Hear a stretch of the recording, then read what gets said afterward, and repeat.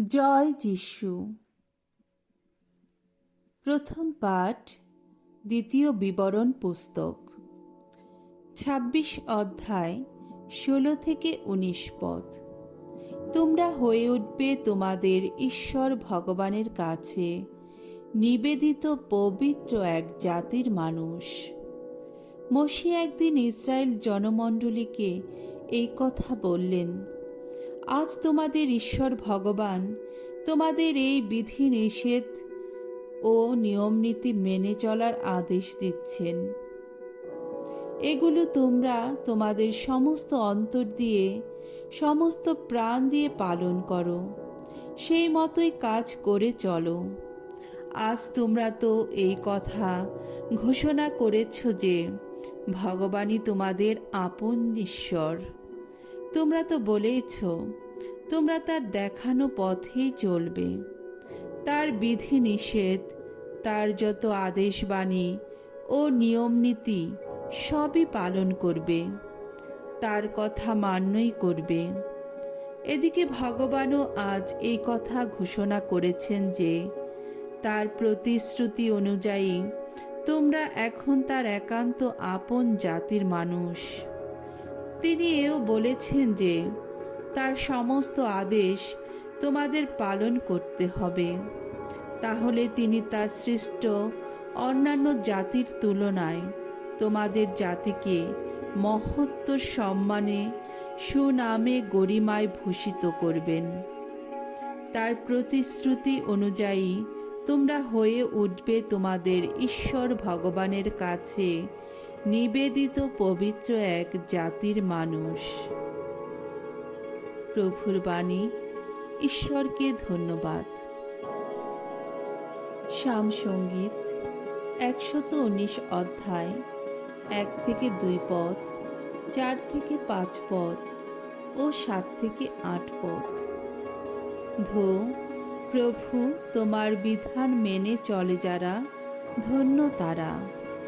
ধন্য তারা, ত্রুটিবিহীন যাদের আচরণ, সদা চলে যারা ভগবানের বিধান নীতির পথে। ধন্য তারাই, তার নির্দেশ পালন করে যারা, অন্তর দিয়ে করে চলে যারা তারই অন্বেষণ। ওগো ভগবান, তুমি নিজেই তো জানিয়ে দিয়েছ তোমার আজ্ঞাবলী, মানুষ যেন তা সযত্নে মেনে চলে। আমার সব আচরণে যেন হয়ে থাকি সুস্থির, যেন মেনে চলি তোমার বিধি নির্দেশ। তোমার ন্যায় নীতির কথা অনুধ্যান করতে করতে আমি তো আন্তরিকভাবে গাইব তোমার গুণগান। তোমার বিধি নির্দেশ মেনেই চলব আমি। ওগো, আমাকে কখনো করো না পরিত্যাগ। বাণী বন্দনা। প্রভু যীশু, জীবনময় ঈশ্বরের একমাত্র পুত্র, ধন্য তুমি। দেখো, করুণা লাভের এসেছে শুভক্ষণ, এসেছে আজ পরিত্রাণের দিন। মঙ্গল সমাচার। মথি রচিত মঙ্গল সমাচার, ৫ অধ্যায়, ৪৩ থেকে ৪৮ পদ। স্বর্গে বিরাজমান তোমাদের পিতা যেমন সম্পূর্ণ পবিত্র, তেমনি তোমাদেরও হতে হবে সম্পূর্ণ পবিত্র। যিশু একদিন তার শিষ্যদের বললেন, তোমরা শুনেছ যে প্রাচীন কালের মানুষদের এই কথা বলা হয়েছিল, তোমার প্রতিবেশীকে ভালোবাসবে আর তোমার শত্রুকে ঘৃণা করবে। কিন্তু আমি তোমাদের বলছি, তোমরা তোমাদের শত্রুকে ভালোই বাসো, যারা তোমাদের নির্যাতন করে তাদের মঙ্গল প্রার্থনা করো।